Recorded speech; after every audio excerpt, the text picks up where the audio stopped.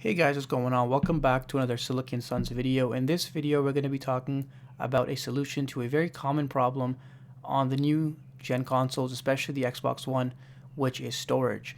And I think that I found the solution in this Xbox One Media Hub, which connects to your Xbox via the only and lonely USB port on the left side of it, and will not only expand your drive space, but will also give you 2 extra USBs for a total of 3 USB 3.0 ports. And like I said, it'll also give you an internal hard drive base slot where you can put a hard drive that is 2.5 inch and also is 256 gigabytes or higher in space. Now, this is not a limitation of the product, but more a limitation of the Xbox. But taking a closer look at the actual product, it's made of plastic and it has 3 USB 3.0s ports in the front, as well as a hard drive bay slot on the inside. And it also connects, you can see there, through the USB port on your Xbox. So taking a closer look, this is the door that houses your hard drive. Again, it has to be 2.5 inch and 256 gigabytes or higher, and it connects through a SATA connector. So in order to actually connect the drive, you're going to get 2 brackets in the box as well as 4 screws.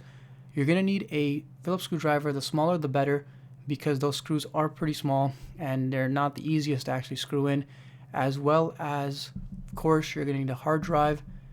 Now, the hard drive that I'm using here is a Seagate. Again, it has to be 2.5 inch first of all, and it has to be a minimum of 256 gigs or higher. So you can put a terabyte, 500 gigabytes. In my case, I'm using a Seagate 7200 RPM 500 gigabyte drive. That'll just give me a little bit more speed, but again, it doesn't really matter as long as it's 256 gigs or higher. Now, the installation process is quite easy.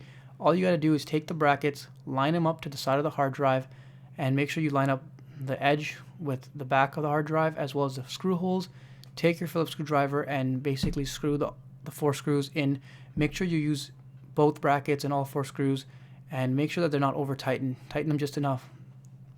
Once that's done, you want to pop the door on the bottom or the inside of that product, and you want to slide it in. Again, it's a SATA connector, so make sure that you connect the proper ports and that you don't mix them up. There's a small one and a larger one, so it's quite easy to plug it in.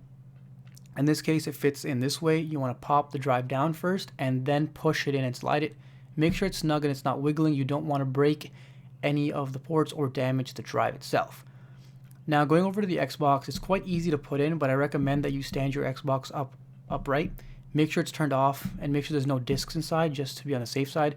You want to line up the 2 USB ports. Once those are lined up, it's a matter of just pushing down and hearing a click to make sure that the brackets or the clips on this product are clipped in, and you're going to see a little green light. That means you're good to go. Moving on to the Xbox, when you first turn it on, you're going to see this screen that's going to ask you to set up external storage. If you don't see the screen, what you want to do is turn off the Xbox and remove the product, turn the Xbox back on, and then basically plug in the product. That sometimes fixes the problem. In this case, you want to first format the drive, so make sure that it's an empty drive. There's nothing important because you will lose everything. Once you select format, you want to name it. You can name it whatever you like. In this case, we're going to keep it as external. And once you're done that, it's going to give you the option of making this new drive where you install all your new things, or keep the current drive that you have in the Xbox where you keep storing things. I recommend installing all the new things on here, and then once you select that, you want to go ahead and select format storage device. Once you select that, it's going to basically format the drive. Again, it's going to wipe everything that was on the drive, so make sure it's an empty drive. And once it's formatted, anything that you install, a game or whatever, is going to be installed to that drive. So guys, if you liked the video, you found it helpful, please drop a like. I will leave all the products, description, everything, and all the links in the description. You guys can check that out there. If you guys have any more questions, comment down below.